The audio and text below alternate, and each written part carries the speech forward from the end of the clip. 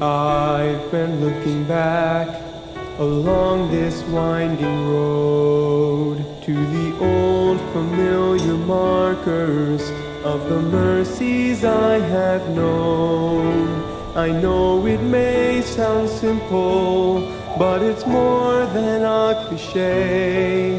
There's no better way to tell you than to say God's been good in my life. I feel blessed beyond my wildest dreams when I go to sleep each night. Though I've had my share of hard times, I wouldn't change them if I could, 'cause through it all, God's been good. Magandang gabi po sa ating lahat. Praise the Lord na meron po ulit tayong pagkakataong mag-aaral sa kanyang salita para po dito sa ating our daily words of encouragement. I hope that everyone could find encouragement and principle this evening as we study His Word.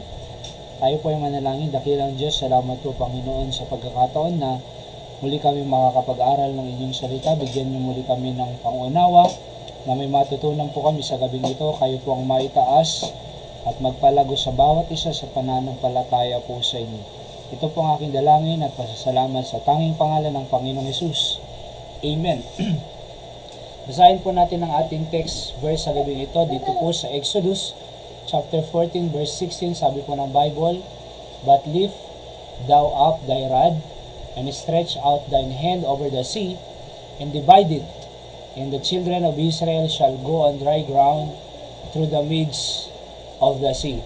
Ang pamagat po ng ating pag-aaralan ay shall go on dry ground. Ito po yung panahon na muli ay nasa sina Moses po at mga Israelites ay galing po doon sa Egypt, bondage of Egypt, at sila po ay pinalaya ng Panginoon sa lugar ng pag-aalipin.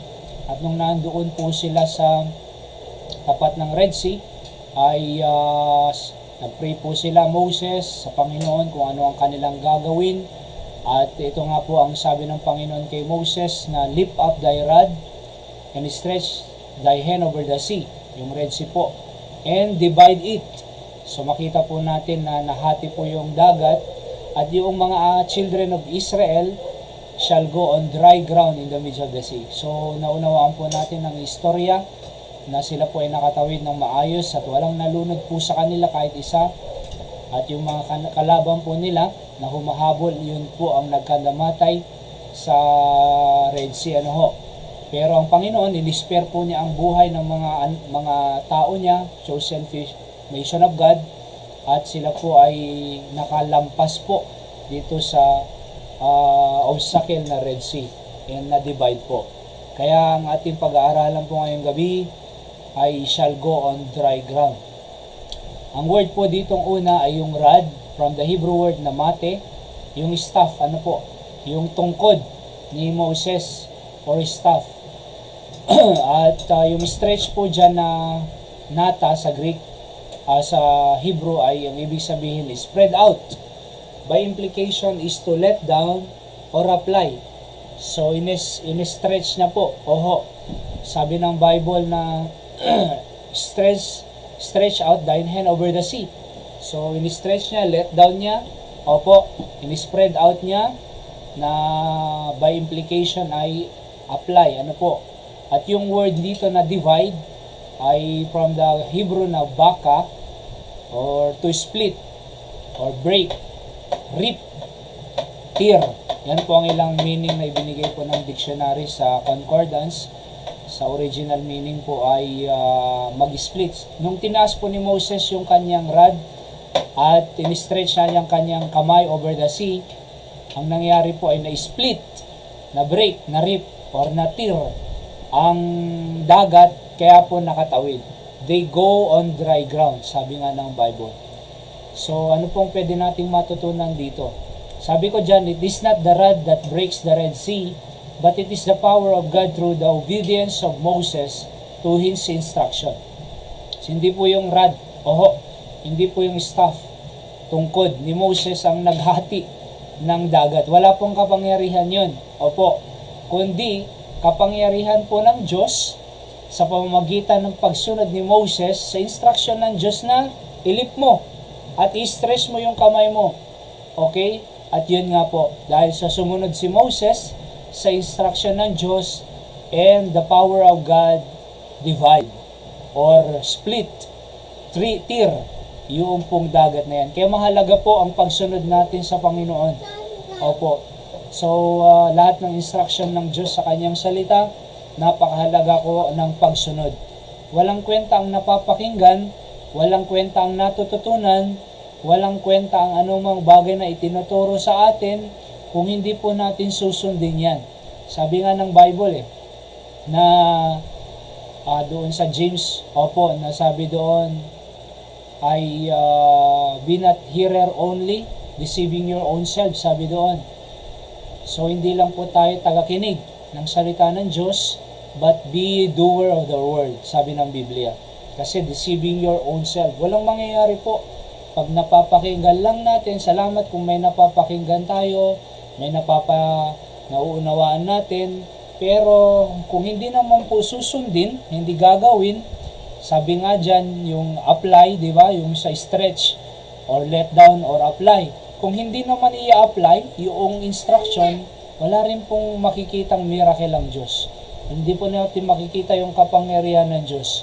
Opo, makikita lang po natin yung power ng Diyos na magtatrabaho pag tayo na po ay sumunod sa instruction ng Panginoon sa kanyang salita. Kaya napakahalaga po yung pagsunod, mga kapatid. Hindi po yung rod ang nag-break, kundi yung power ng Diyos. So sa pamamagitan po ng pagsunod ni Moses sa instruction ng Diyos.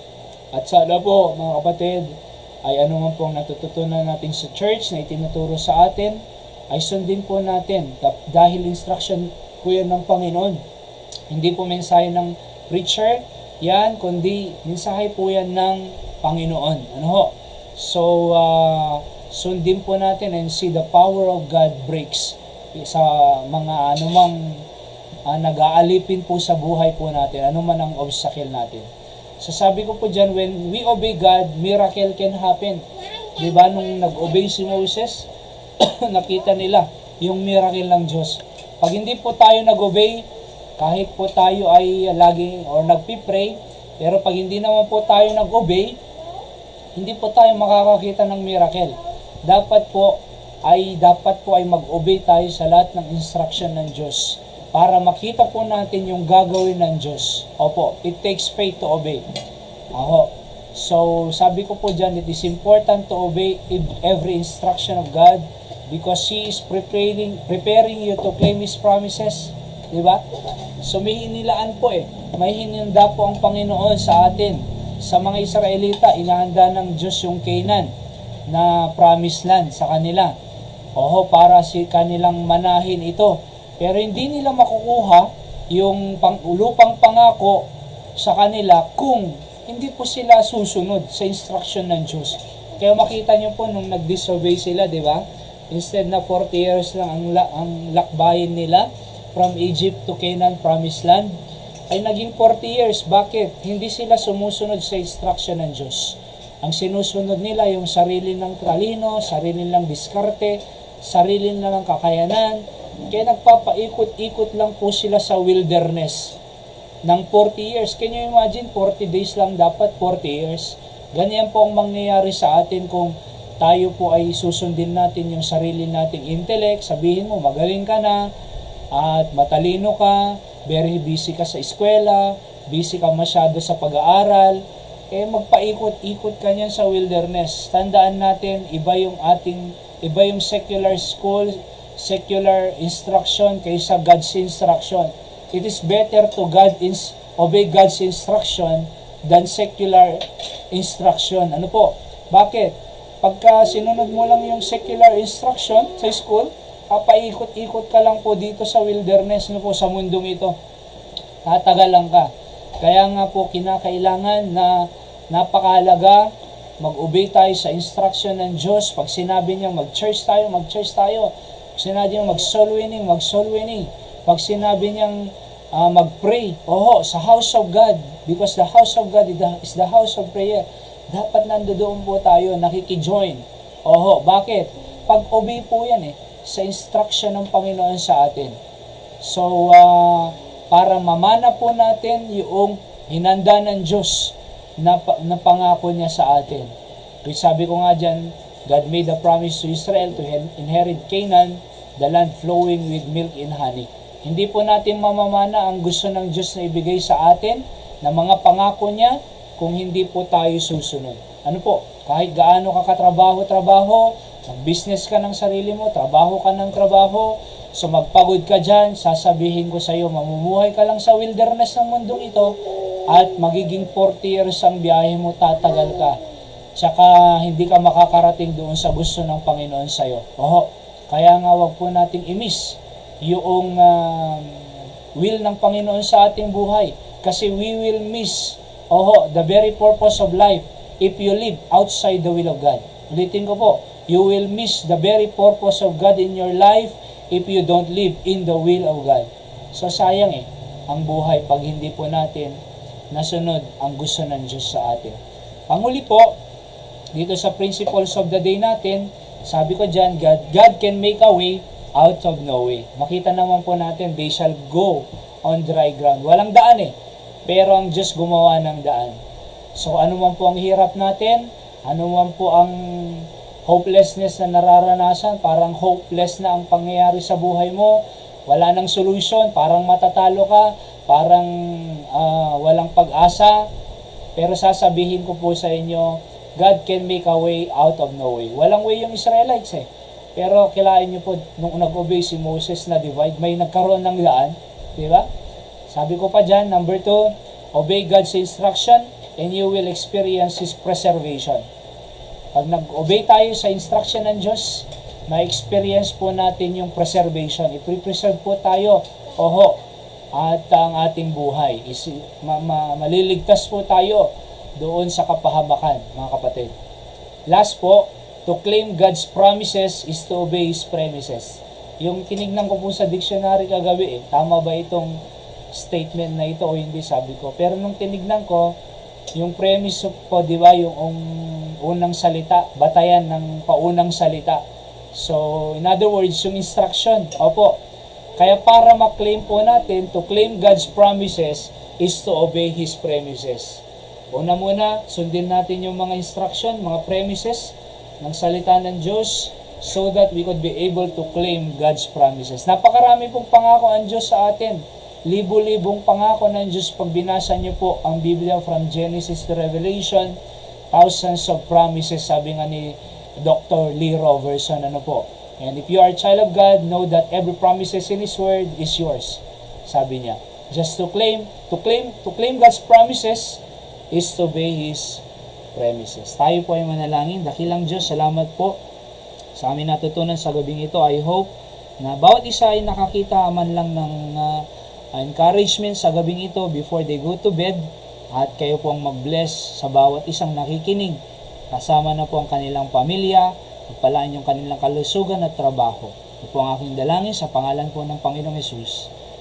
Amen. So yan po ang ating daily words of encouragement sa gabing ito. God bless us all.